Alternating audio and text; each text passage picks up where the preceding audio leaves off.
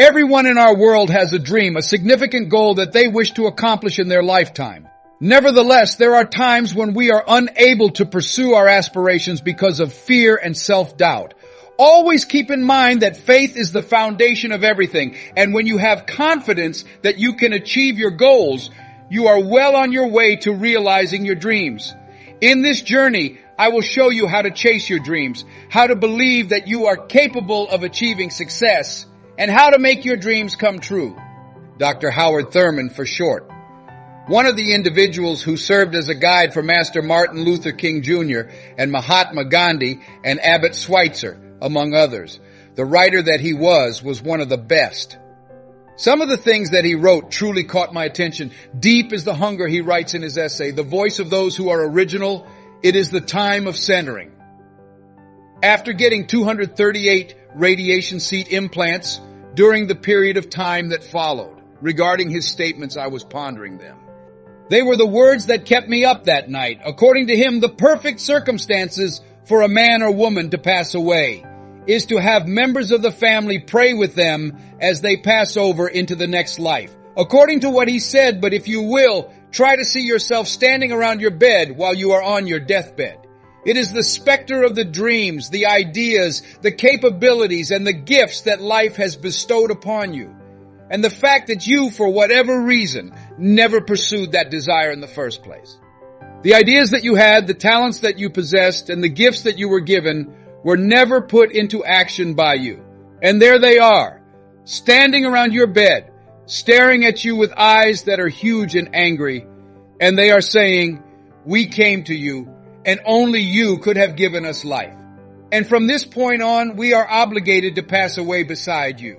And the issue that arises is, if you were to pass away today, what desires, what ideals, what abilities, what books, what music, what leadership, and what voice would you leave behind? It was remarked by Miles Monroe, a brilliant orator and speaker, that the wealthiest area on the earth is not in the Far East, where there is oil on the ground. The location is not in South Africa, which is home to a number of diamond mines. According to him, the graveyard is the most prosperous place on the world, since it is there that you will discover brilliance that we have never witnessed before.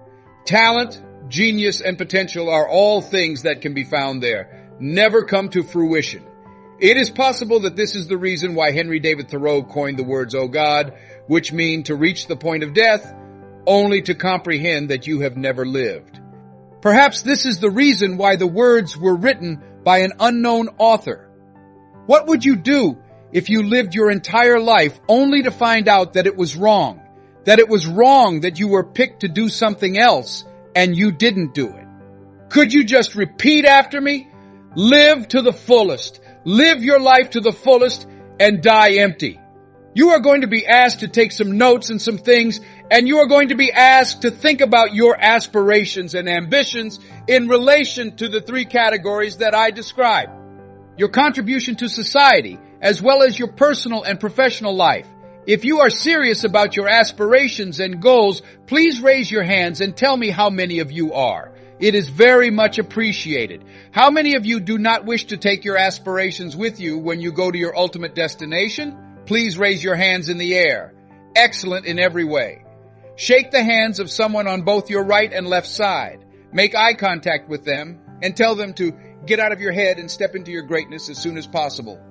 Could you kindly do it right now? I want to encourage you to walk into your greatness and get out of your brain. This is something that you should jot down. While you are contemplating your aspirations and ambitions, let us say together that it is feasible to achieve what you have set out to do. Together, if you please. Yes, you should jot that down. As you can see, ladies and gentlemen, I have been an entrepreneur for 20 years. I am an accomplished business person. Right now, I am 21 years old. I may have been training and speaking for a total of 34 years. But for 14 years, I was a prisoner of my own thoughts. For 14 years, I tried to stop myself. For 14 years, I made it a habit to attend Zig Ziglar's performances, whom I regarded as the most influential motivational speaker on the entire planet. Zig Ziglar and Tony Robbins are the most powerful and influential people in the world. It is true that Bob Proctor is the best on the entire earth. T. Ha Veckert, Jack Canfield, and Mark Victor Hansen are the writers. After I had finished seeing them, I would depart. I would go see them. This was the chat that I had with myself. My heart would tell me that I am capable of doing that. In that moment, my mind would inquire, how? Lesbrown, how would you go about doing that? You see, when I was in the 5th grade, I was classified as an EMR, which means that I was categorized as educated and mentally retarded. Additionally, I was moved from the 5th grade to the 4th grade. When I was in the 8th grade, I once again did not succeed. I did not receive any formal education at the college level, but a man transformed my life, and I will never forget his name. Mr. Leroy Washington, please note, his glaucoma has caused him to become blind, and he is now in his 80s. However, he presented me with a different picture of who I am. It was his class, and I was waiting for another student to arrive. He walked in and told me, "Young man, you should go to board and figure out a solution to this problem for me." "Oh, sir, I'm sorry, but I'm unable to do that." I responded by asking, "Why not?" I stated that I am not. "Take a look at me," stated one of your students earlier. "Oh, yes, sir. Go to the board and figure out a solution to the problem regardless." I told him, "Sir, I am unable to do that." He asked, "Why is that?" My response was, "Sir, I am enrolled in special education because I am able to learn, but I have a mental retardation." When this happened, the students began to chuckle. According to them, that is Leslie. This is not Wesley at all. That is DT. Wesley is the more intelligent of the two. "What does DT stand for?" he asked rhetorically. I responded by saying that I am the incompetent twin. And just as the students were laughing at me, he emerged from his desk and addressed me. Then he turned his head to look at me and added, "Don't ever bring that up again. It is not necessary for the truth that someone has about you to become your reality." On the one hand, I felt humiliated, but on the other hand, I was emancipated. This is because he looked at me with the eyes of Goethe, who once stated that if you look at a man in the way that he is, he will only become worse. But look at him as if he were all that he is capable of being. After that, he transforms into the person he ought to be. As a result, we began to form a relationship. One of the things that I can just tell you is that as you think about your objectives and aspirations, we can all declare in a spirit of honesty that it is possible that if anyone at any point in time lived their dream, then it is possible that I could live mine. This is something that I can just tell you. As for what I did, I was guilty of making a mistake. As I considered my objectives and aspirations, my mind asked, how are you going to accomplish that? After moving from my heart to my mind, I remained in that state for a period of 14 years. I have no power to relive those 14 years. We no longer have those years. In addition, I have made it my life's purpose to assist others in overcoming their tendency to put things off and procrastinate. To what extent have you ever put off doing something that you wanted to accomplish because you were thinking about it? You were able to dissuade yourself from doing it. Kindly raise your hand. Thank you. A saying states that if there is no adversary within us, then the enemy that is outside of us cannot cause us any harm on the outside. Additionally, as you look at your objectives and aspirations on a daily basis, we need to persuade ourselves. We need to sell ourselves on the idea that it is feasible. Every single seminar, workshop, book, and speaker that I have ever attended, as well as every single speaker that I have ever heard, has disrupted the beliefs that I had been holding about myself. As you go through each day, everything that you do and each and every item that you do matters. As I have reached the age of 63 and am reflecting on my life, I've realized that everything is significant. It is correct, T. Harper. The way you perform any task is the way you perform all tasks. I also came to the realization that the decisions I was making were influenced by the way I perceived myself. Collectively, let us assert that it is essential. Take note of that now.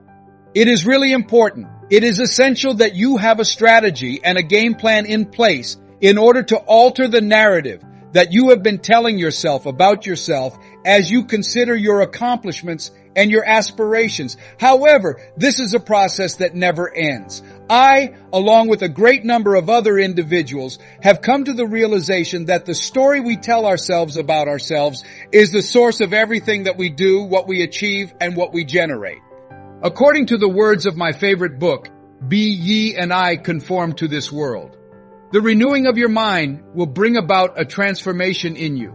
Consequently, as I started to work on myself, I came to the realization that I am transitioning from one story to another when I'm going through this process. Even though I am becoming more aware of certain things, there are still some things that I am not known about. Therefore, I continue to. I'm still developing here. I'm still growing as a person. I am identical to the woman who uttered the words, "Lord, I am not what I want to be, and I am not what I am going to be. But praise be to God, I am not at all what I used to be." But I came to the realization that in order to maintain a positive mental mentality, you need to work on yourself on a consistent basis and write this down. Due to the fact that things are going to happen to you, you need to have a mental outlook and stamina. My belief is not in it. I am of the opinion that the reason that the majority of individuals end up in graves with their talents, abilities, and skills is because first and foremost, a lot of people are similar to me. They were unaware of that fact. They were unaware, but they believed they were aware. The truth is that I did not know myself as well as I thought I did, despite the fact that I believed I did. I've learned that there are moments when other individuals have the ability to take you to a point within yourself that you are unable to reach on your own. I was also terrified, which is the other reason. I have never held a position with a major firm. I desired to speak on behalf of companies. Due to the fact that I do not possess a college education, I was concerned that I would be exposed. As a result of the fact that I do not possess a college education, I had feelings of inferiority. I let that amount of dread of failing prevent me from moving forward. In addition, I have never had any experience in it. Therefore, I am going to assume that I am not capable of doing it.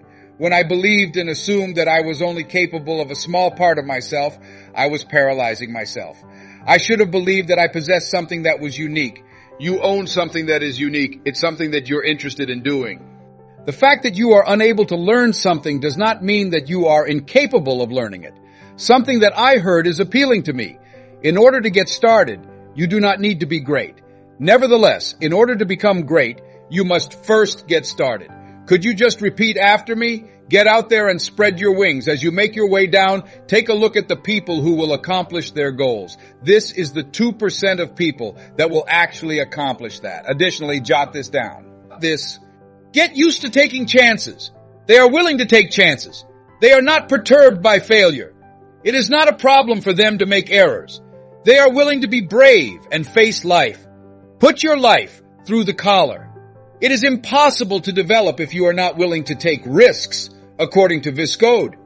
And if you are unable to develop, you will never be able to reach your full potential. And you can't be happy if you can't improve yourself to your full potential. If you are unable to find happiness, then what other options are there? I agree with what Helen Keller had to say. According to her, life is a short and uncertain journey. Consume the sweet treat first. Dear friends, never stop believing in yourself and in your abilities. Remember, every miracle begins with faith. When you believe that you can succeed, you have opened a door to every opportunity and possibility. Live with faith. Believe that you can do everything you want. Listen to your inner voice and pursue your dreams with determination. Don't let anyone or any challenge stop you from achieving your dreams. Always remember, you have the power to overcome every challenge and your goal. Start now, believe in yourself and your abilities. Set a big goal and enjoy your journey. You can and you'll get everything you want. Believe that everything is possible and pursue your dreams with strong faith.